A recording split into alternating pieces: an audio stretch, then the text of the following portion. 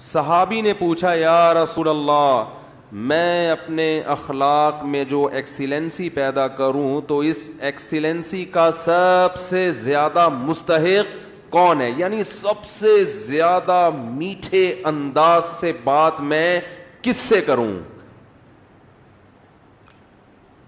آپ یوں بھی کہہ سکتے ہیں آج کی زبان میں, جب میں بات کسی سے کروں تو اس میں شکر گھولوں میں, تو سب سے زیادہ چینی اور سب سے زیادہ شکر کس سے بات کرتے ہوئے اپنے کلام میں گھولوں. بات آ رہی ہے سمجھ میں؟ آپ صلی اللہ علیہ وسلم نے فرمایا امک, پوری کائنات میں سب سے میٹھے انداز سے اگر تم نے بات کرنی ہے تو سب سے زیادہ رائٹ یہ کس کا ہے؟ تمہاری, بولو نا, ماں کا.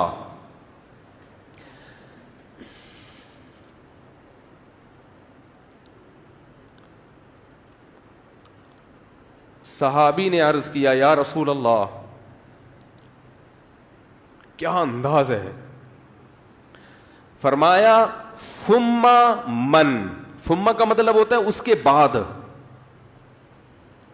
ثم من, یا رسول اللہ ماں کے بعد دوسرے نمبر پر میٹھے انداز سے, اچھے انداز سے بات کرنا کس کا حق ہے کہ میں اس سے اچھے انداز سے بات کروں؟ ماں کے بعد.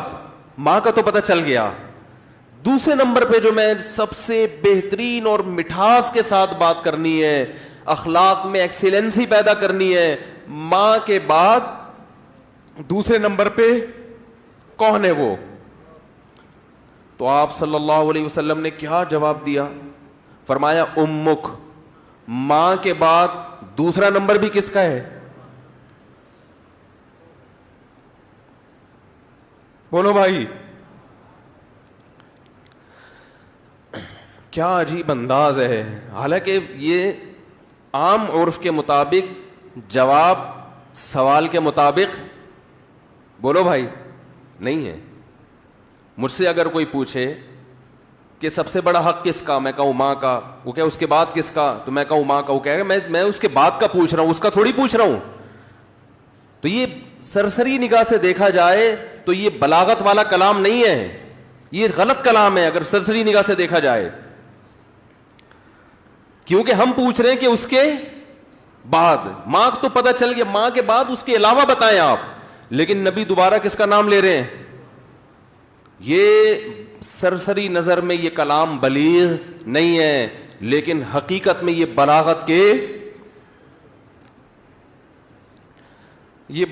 کے اعلی معیار پہ پہنچا ہوا کلام ہے. کیونکہ بات کو دل میں اتارنے کا اس سے بہتر طریقہ نہیں ہو سکتا تھا کہ ماں کے بعد دوسرا نمبر بھی کس کا ہے؟ ماں کا. اس کا مطلب کیا ہے کہ ماں کے بعد اگر تم یہ سمجھتے ہو کہ کسی سے بہت ہی میٹھے انداز میں بات کرنی ہے تو یہ حق دوبارہ ماں کو دے دو. دوبارہ کس کو دے دو؟ صحابی نے پھر پوچھا یا رسول اللہ ثم من. دیکھو صحابی کا انداز بھی کیا ہے, وہ چونکہ ان کو یہ تھا کہ مجھے ماں کے علاوہ اب چاہیے کہ کون ہے, اور نبی نے دوبارہ کس کا نام لے لیا؟ ماں کا.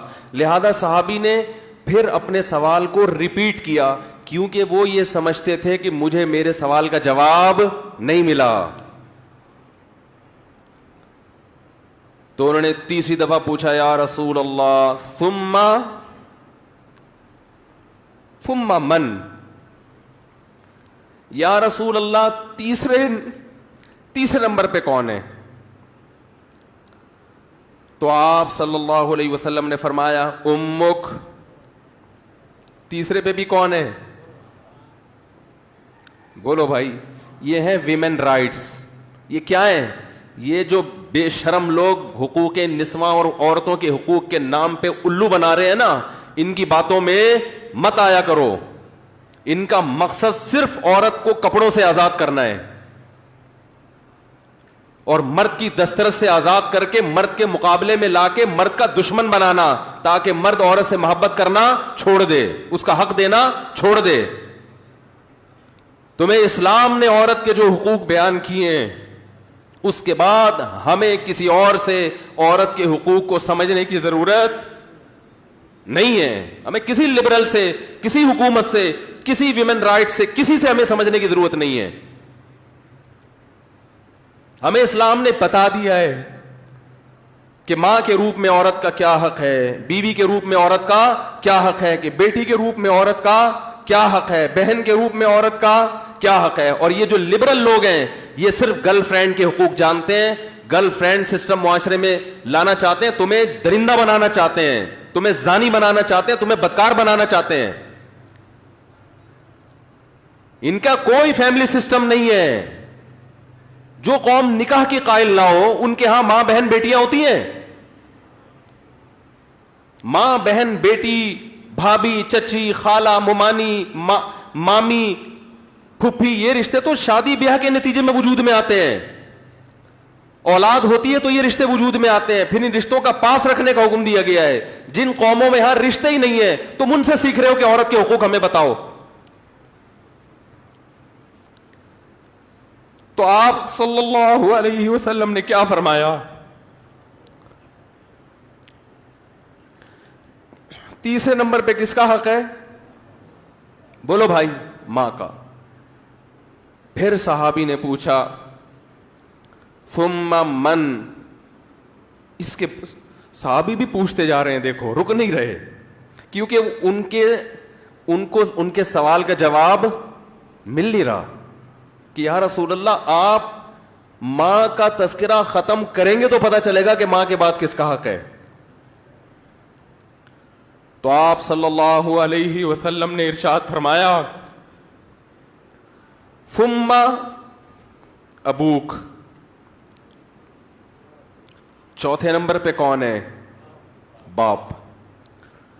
پوری کائنات میں اگر آپ کسی سے نرم انداز سے بات کرتے ہیں، میٹھے لب و لہجے میں بات کرتے ہیں، بہت سے لوگ ہیں جن سے آپ بہت نرم انداز میں بات کرتے ہیں،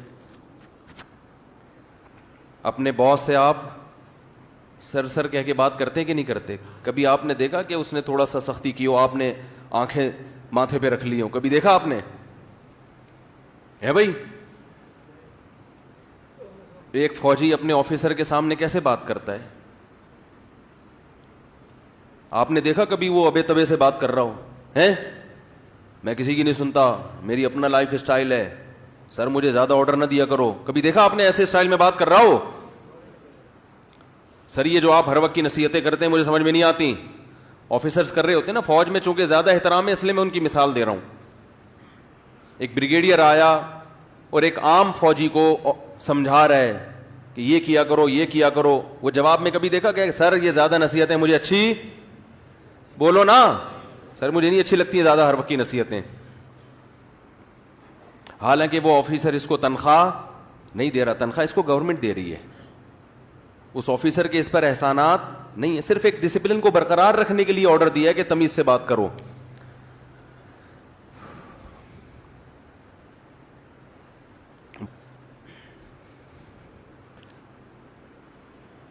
اس نے آپ کے لیے قربانیاں دی ہیں،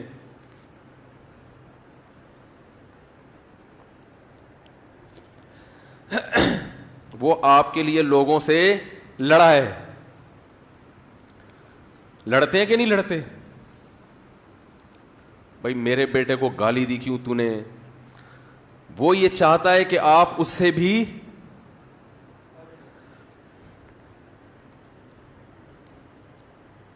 آپ اس سے آگے چلے جائیں۔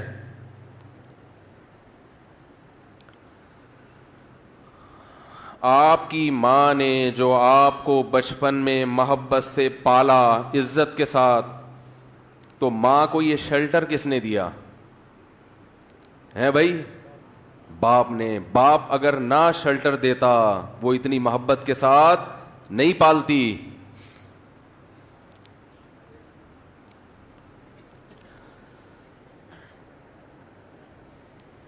یہ ٹاپک مجھے چینج کرنا پڑے گا, میری میٹر جو ہے نا شارٹ ہو جاتا ہے, بولا نہیں جاتا اس ٹاپک پر. خیر, ہم اپنا جو موضوع لے کے چلے تھے اسی کو کرتے ہیں. تو دیکھو آپ صلی اللہ علیہ وسلم نے کیا فرمایا کہ چوتھے نمبر پہ سب سے زیادہ حق کس کا ہے؟